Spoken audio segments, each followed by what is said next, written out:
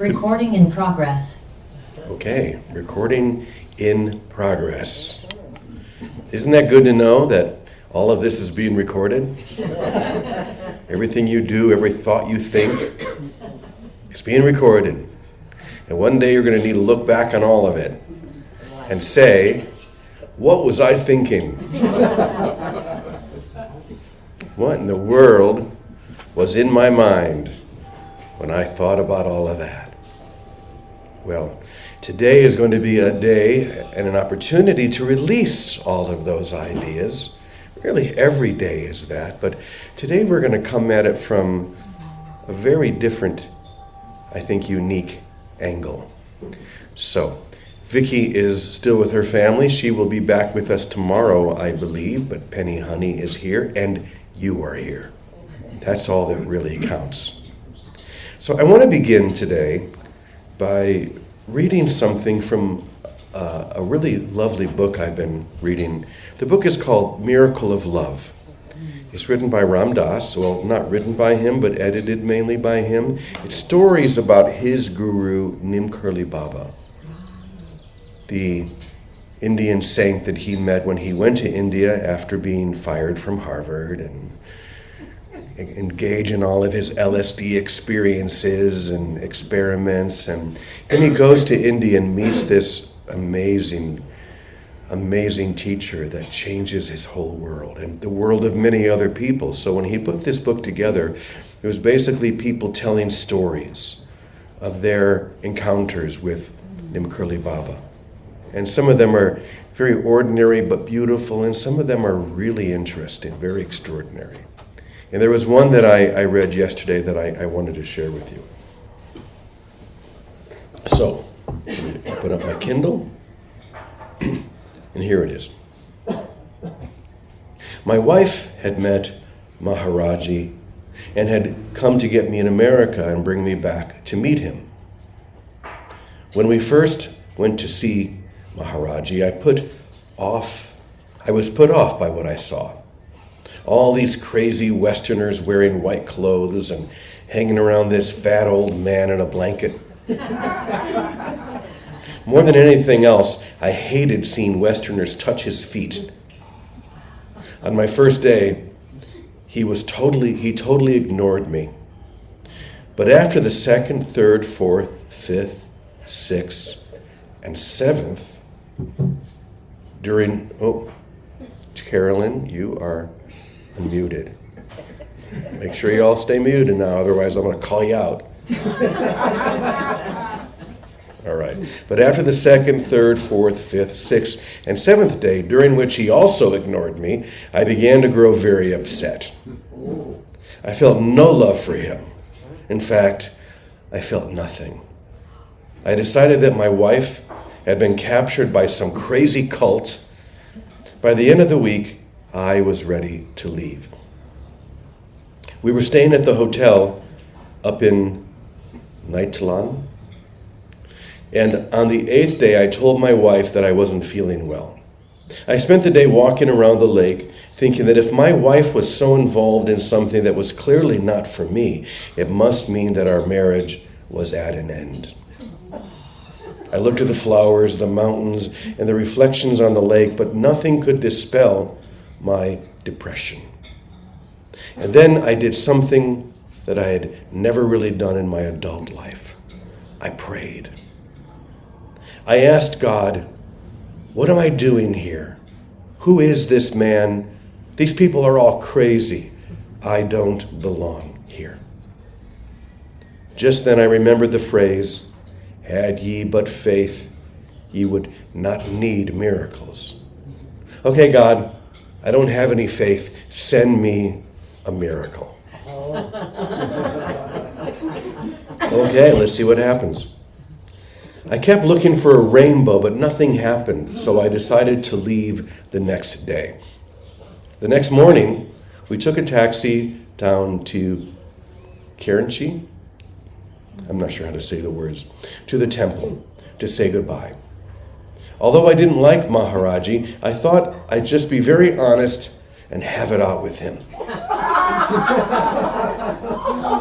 I got to Karanchi but before anyone else was there, and we sat in the front of his tucket, his little wooden bed on the porch.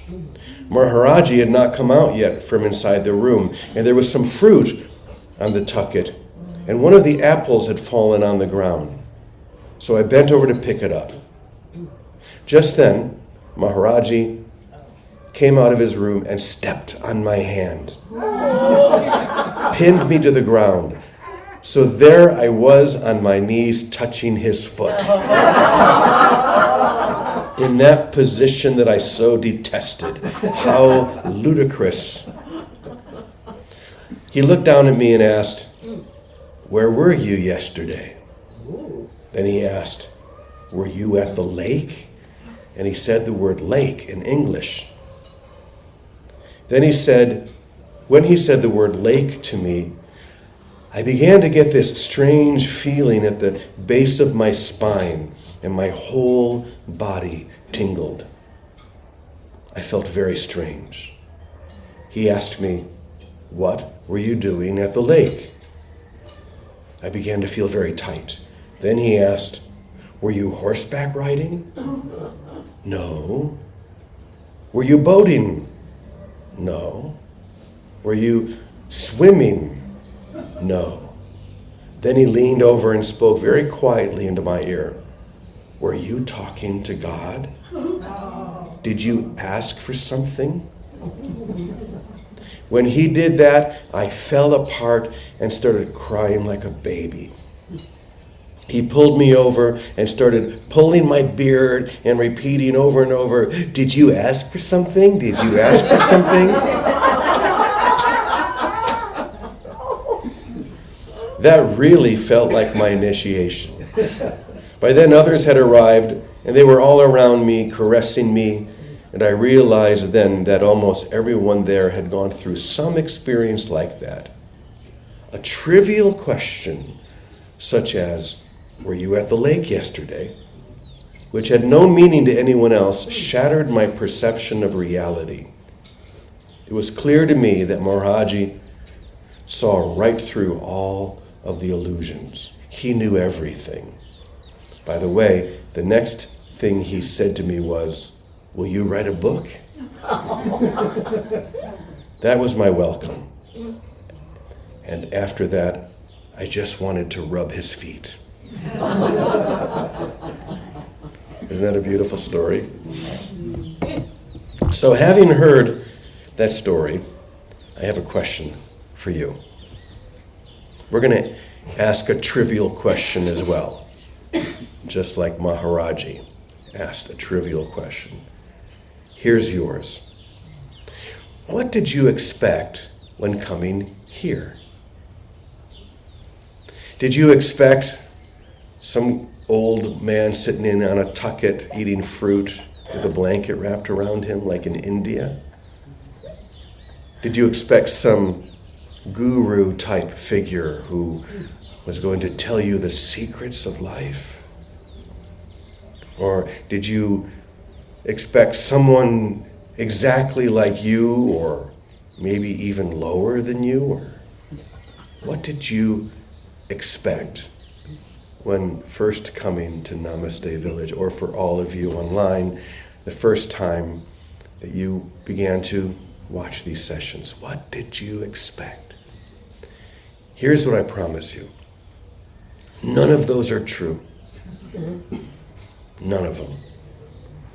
If you came expecting your version of an enlightened teacher, your version of whatever that is not correct. If you came expecting someone better than, lower than, less than, greater than, any of those things than you, none of those things are correct. There's only one thing that is correct. When coming to a place like this, sitting with someone like me, or sitting with anyone else, the only thing that is correct is that you are seeing and sitting with the wholly perfect extension of the love of God. And you can see that from anyone.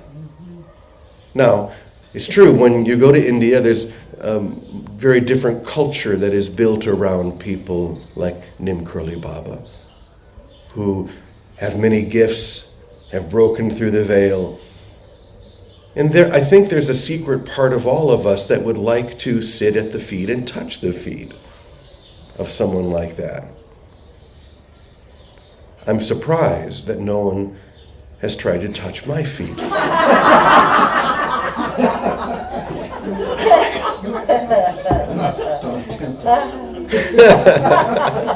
I'm quite glad. So, here at Namaste Village, a lot of the lessons and the inspiration comes at mealtime. Breakfast table, dinner table. And so yesterday, at the dinner table, a few of us were sitting after dinner was over, and our dear brother Jet was there. I don't remember the context, but we started to talk about Nisargadatta, Maharaj Nisargadatta, who we often talk about. And he told a similar story to the one that we just heard about Nim Kurli Baba, and that the story basically was someone coming to him in India and asking if he was enlightened. Are you the enlightened teacher? And what Nisargadatta said to him was, I am supremely ordinary. And I thought about that after I left the table last night. Supremely ordinary. What does that mean exactly? You see, we're always expecting something extremely extraordinary, right? Something other than me, other than where I am now. In fact, that's usually the criteria for following a master, having a spiritual teacher. They're different from me. And this is why we often will choose someone who is from a different culture, who speaks different, dresses different, acts different. Someone from India, maybe a Native American teacher, whatever it may be. We often look for someone who is different from me, so it's easier for me to look at the guru or whoever it might be and say, you are what enlightenment is, and I am what it ain't. You see? Now, the good thing about someone like me, especially those of you who live with me, you know that I am no different. And so the space between you and the teacher, instead of being like this, it's more like this. You're able to look and see that, my goodness, they're no different. This same with Penny, same with Vicky, same with all of you. We're all in the same boat, in other words. So the space for projection of specialness is not as wide. We can see that each one of us, me included, are supremely ordinary. Ordinary not just in an ordinary way, but supremely ordinary. This is what I liked about what Nisargadatta said. There is a supreme ordinariness to the one who is awakened and realized and remembered who they are in reality, in love. So I want to read a little something that I wrote last night after I heard what Jet said about this subject. To be supremely ordinary is to live without any claim to specialness, spiritual or otherwise, while resting knowingly in the absolute. To know that you are resting in the absolute. This is what makes someone like Nisargadatta or Nim Kurli Baba helpful. They rest in the absolute, and yet at the same time there is no claim of specialness. No claim of being anything different than you. All right? The urge to be exceptional is just another movement of the ego. Enlightenment does not turn you into a saintly performer or a mystical personality. It strips all of that away. What remains is astonishingly plain. Eating, walking, speaking, sleeping. Nothing added, nothing dramatized. Supremely ordinary means that there is no longer a someone trying to appear awakened. Trying to appear awakened. Life simply lives itself. So the self with a capital S, who you really are, has no interest in standing out. The one that has an interest in standing out is the self with a small s. Look at me. But the one with a capital S, instead of saying look at me, says look at thee. Do you remember what I've said many times before about the only real role of a guru? Anyone remember what it is? Dispel the word. Exactly. Gee, you are you with a capital Y. You are you. Not I am me. Look at me, look to me, I'm the one, I'm going to set you free, I'm going to do all these things for you because I am anything but ordinary. A true teacher like Nim Curly Baba, and there's so many, the stories that I'm reading in this beautiful book really illustrate this. He's not trying to be special, he's not trying to stand out, he's simply reflecting who you are and who you've always been. So once again, the self with a capital S has no interest in standing out. It does not need recognition, authority, or followers. When false identity dissolves, behavior becomes simple, natural, almost invisible. You stop announcing yourself to the world because there is no longer a you that needs announcing. Supremely ordinary. I like that. I like the idea of being supremely ordinary. There's far less pressure. When someone looks to another teacher or someone that they think is outside themselves, better than, higher than, whatever, that's a lot of pressure. Right? Minister is the same. Because when someone perceives you on a different level, you have to live up to their perception of that level. And you say one thing wrong or do one thing that doesn't match with their idea of that level, what do? Tip you right off. You got nowhere to go but down. I have always felt that a great blessing in my own life is the fact that from the time I was very young, the model for me was Francis of Assisi. That's why we have so many things of Francis and Clare around here, because he was supremely ordinary. They were the lesser brothers. They weren't like other orders that in the Catholic Church that tried to put themselves above others. They put themselves below. Because Jesus said, if you want to be first, you must serve the rest. That's supremely ordinary.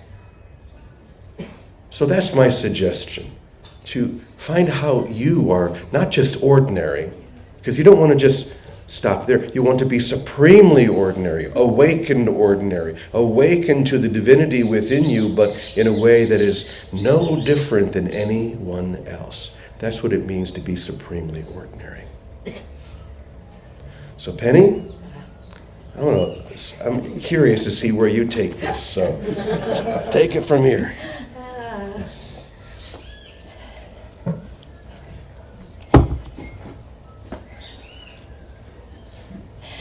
I'm curious too.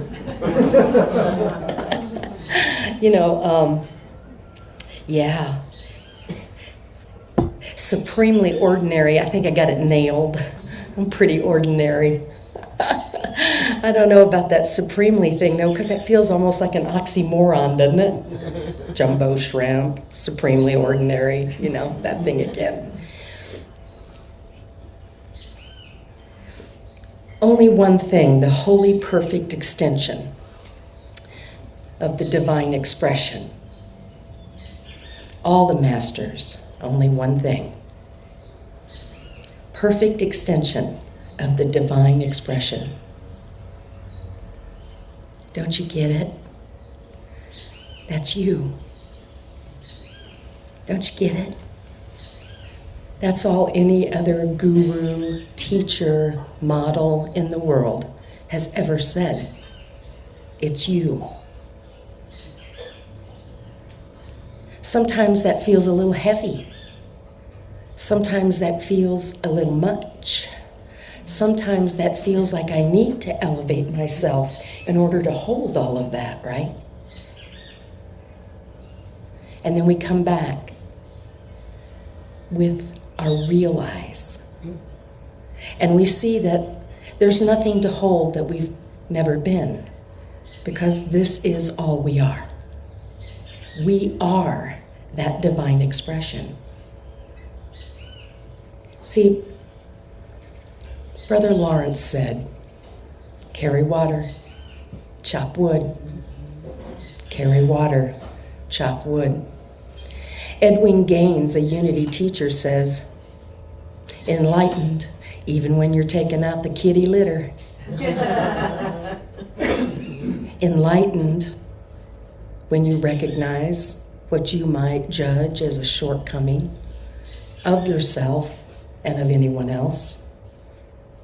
Enlightened even when I have the thought, I have to be supremely ordinary, and I feel the fear of separation move in, and I feel the distance that I start to put between me and you and God and the God you are and the expression of God in the world. Yeah. I like that idea of being supremely ordinary, because it does feel easier, doesn't it? And you know, that little story about, people start putting me up on that little platform thing, right? You know, the reason we have platforms is so that you can see us and hear us, not because we're above you. It's yours to see us and hear us. It's yours to see and hear the divine expression within yourself. It's not new news. I looked at this thing this morning. I love the chant, Oh So Hum. It's a Hindu chant. And the meaning actually in Sanskrit is, I am the universe. I am. And for me to see myself as anything less or greater than that is to say that the universe got it wrong. Because see, we are the universe. We are creating this experience and we get to choose. Do we want to recognize and realize our oneness, or do we want to start to create platforms and levels of separation? There's one floor here. There's just one level, and it is God.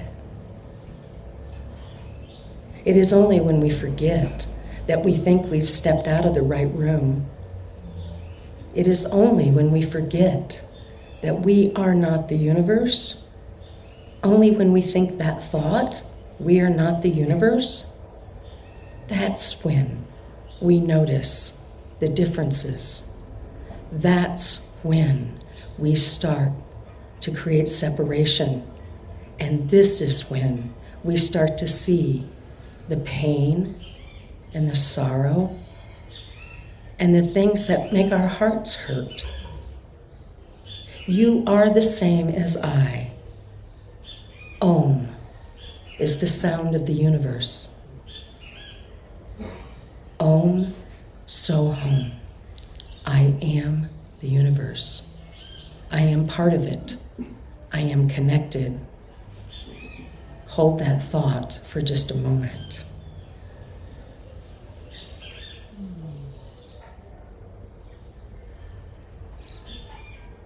It feels safe there, doesn't it?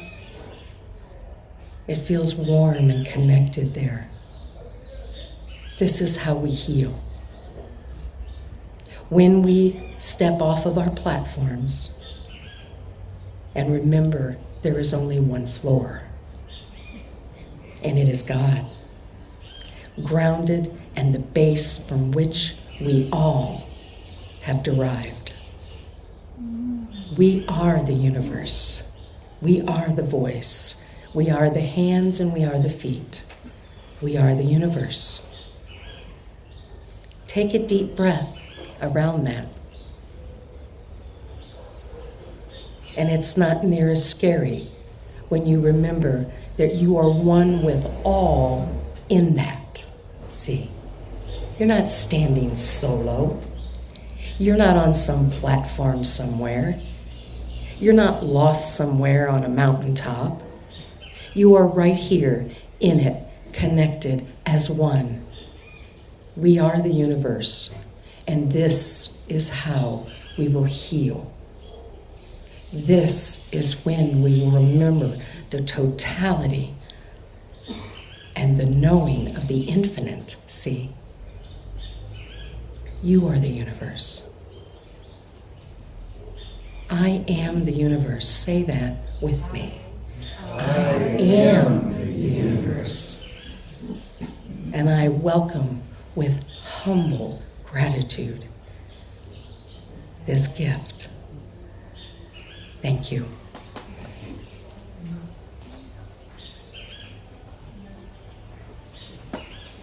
Thank you, Penny. One final thought.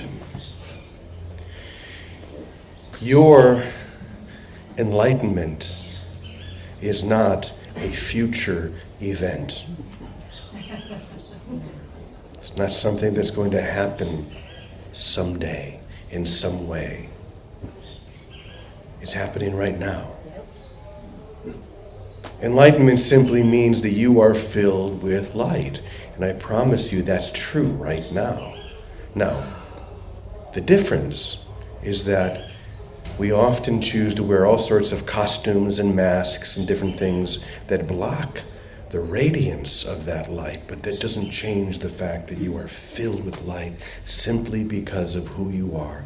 You are completely ordinary and totally supreme.